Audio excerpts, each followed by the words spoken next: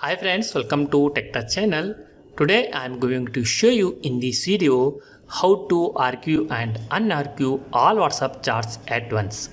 So before we start the video, please subscribe my channel for more latest video. Guys, if you also want archive and unarchive all WhatsApp chat at once, then I will show you how to do this. First of all, open your WhatsApp, then press on three dots top right side corner.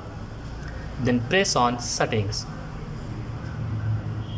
In this you can see here charts. Open this option. Here a little bit scroll down. Then you can see here chart history. Press on chart history. Now you can see here archive all charts. Press on this. Are you sure you want to archive all charts? Then press on OK. Now you can see here all WhatsApp chat has been archived. If you unarchive, press on three dots, press on settings, press on charts. Here you little bit scroll down, press on chart history, then press on unarchive all charts.